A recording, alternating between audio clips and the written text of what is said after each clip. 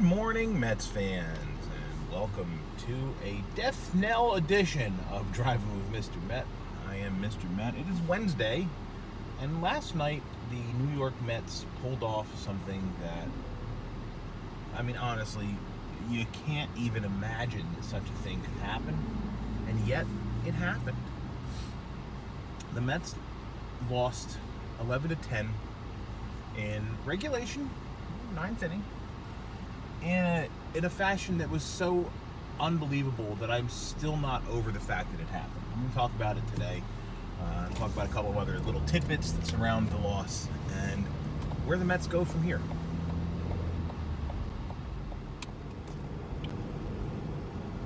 On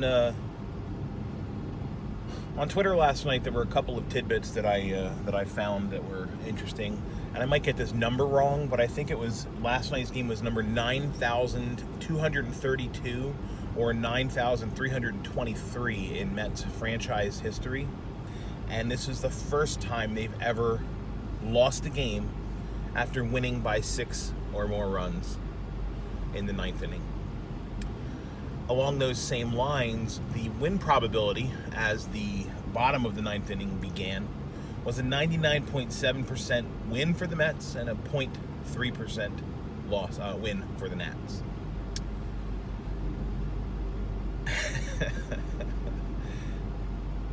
It's unbelievable. Watching it happen, watching it unfold, and knowing what happened earlier in the day with the Syracuse Mets, you're sort of like watching it in a state of disbelief, like, no, there's no way this is going to happen. Like, thinking about it the same way we thought about that game the other day where Chris Mazza bent but didn't break and gave up 4 runs or something in the ninth inning against the Phillies. And that's how I felt last night was going to end up going. And, of course, not the case.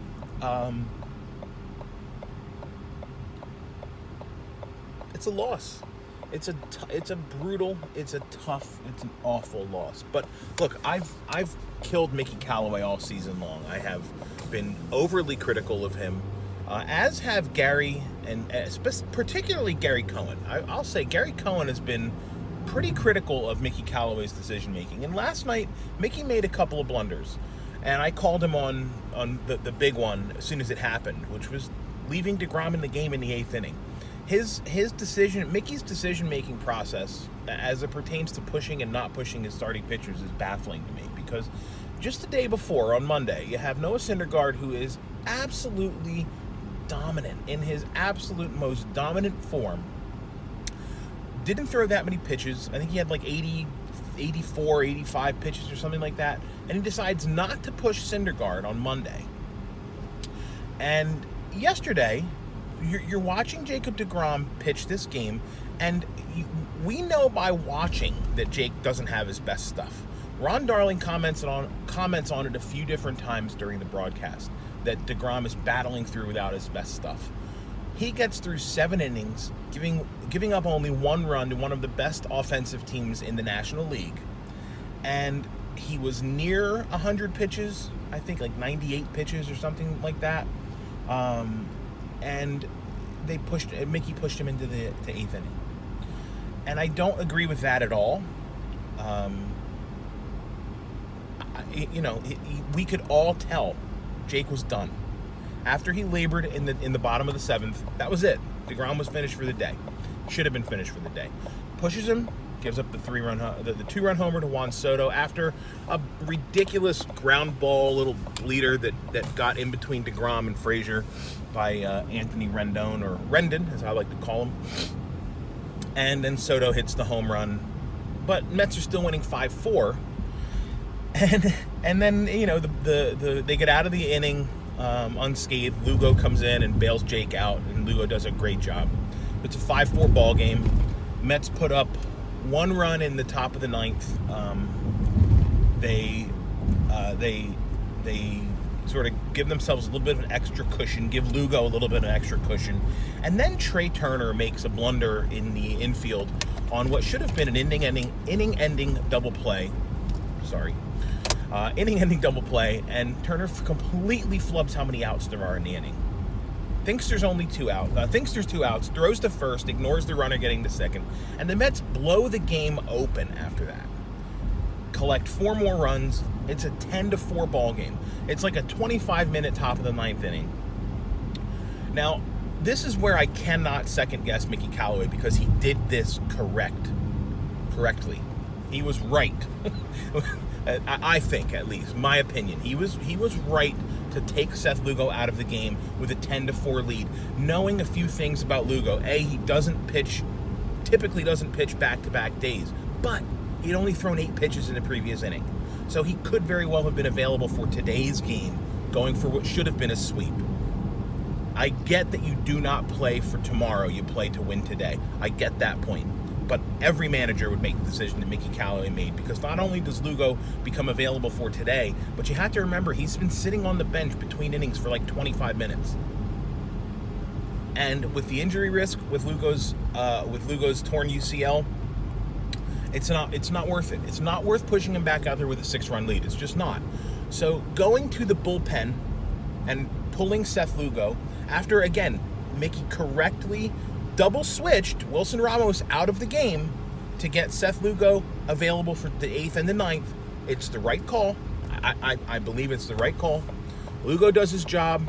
And the funny part is, and everyone's favorite Mets critic on Mets Twitter, Matt Ehalt, actually commented, if Trey Turner doesn't forget how many outs there are, the game is 6-4. Seth Lugo starts the 9th inning, and the Mets probably win.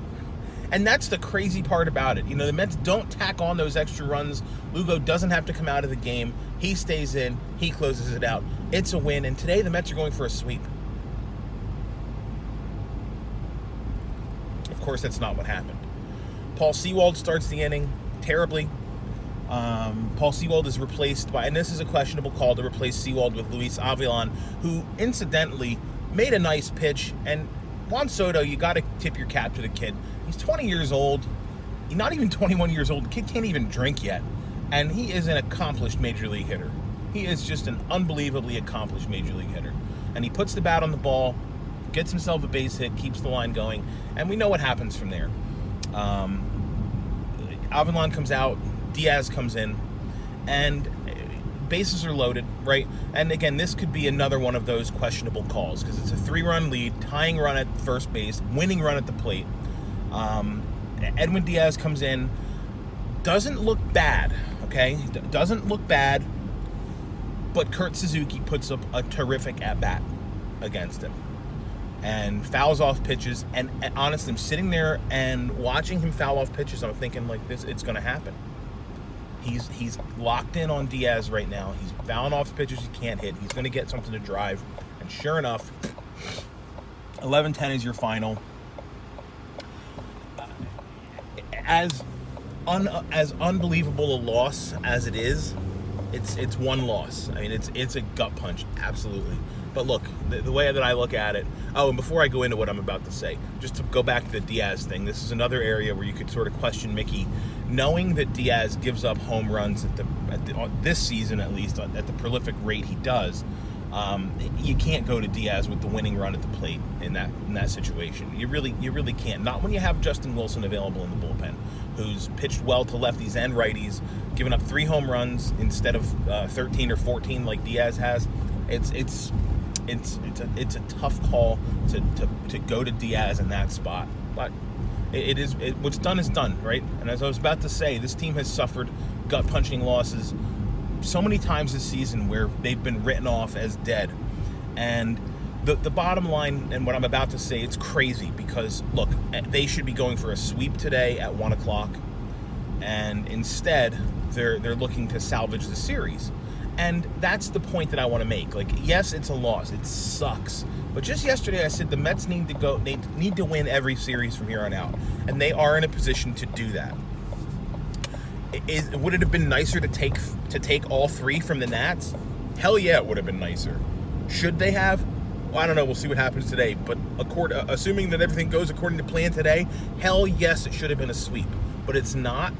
You brush it off. You move forward. And you play to win today. Now, this team has shown the ability to be resilient beyond anything. And, Ray Knight posted something on Twitter last night, like, this Nats team is so resilient and whatever. And both of their fans got to see it last night. Got to see that resiliency. But I think Ray Knight was talking about the Mets, honestly, because the Mets have taken gut-punching loss after gut-punching loss and have turned around and come back from it all season long. And so while everyone else is ringing the death knell, and I admit last night I was in a very bad space after the game, but I snapped out of it. I snapped out of it, and I'm not giving up on this season. I can't do it. They're 5 games out of a wild card spot. Still lots of games to play. Yes, it's harder, much harder. But again, I say it all the time. What's the point of being a fan of the team if you can't be in these games? I mean, look, I've been in games and watching games in September when the team is 20 games under 500. That's just what I do. I mean, I cannot turn it off. And if there's even the possible chance that the Mets can make the playoffs, I'm going to be even more tuned in than normal. So it is what it is for me. I can't turn it off. I'm not telling anybody else to keep watching, especially today when I understand we're going to have to watch the Nationals broadcast on YouTube, which I don't know how MLB makes that call, unless it's just because it's the home team. But I think the Masson team is universally viewed as one of the worst booths in all of baseball. So kudos to MLB for picking one of the worst booths ever to put their game and their brand out there for the world to see for free on YouTube. Nice work on that one, MLB. One final note, going a little bit long, but I don't give a shit. Edwin Diaz, I've been thinking about this, and I think he has to be traded this offseason, and I've seen that echoed a bunch of times on Twitter. I think the bottom line with Diaz now is he has been such a disaster that he can't be here anymore. I don't think he's physically able to perform in a Mets uniform. That's it. And I think you need to trade him, change of scenery sort of thing, get him out of the spotlight. He doesn't belong in the spotlight. As good as his stuff might be, he's not cut out to pitch in New York. For this team, dealing with this fan base and these reporters, it's just not for him. And that's okay. That's okay. But you got to cut your losses at some point. And you can't keep trotting this guy out there because he's ineffective. He is a loss waiting to happen. And I don't think he can recover from this. This is the icing on top of the cake that is a shit sandwich. And I don't see that there's a recovery for Diaz with the Mets. So that's going to be it for today. I'm in a much better mood than I was last night. I'm glad I don't record these things after the games, because I would have been swearing a lot. I didn't break anything, though, so, I mean, that's a plus. I wanted to, but I didn't. I guess I'm maturing, whatever. But anyway, that's it for today. Mets go home after this game, day off tomorrow, and then they take the Phillies on at Citi Field this weekend. So let's see if the Mets can brush it off. Brush it off, win this game, win the series. 4-2 road trip. Despite last night's brutal and awful loss, 4-2 road trip against these two teams, not terrible. Not terrible at all. So let's keep thinking of it that way. Be positive. And as always, let's go Mets.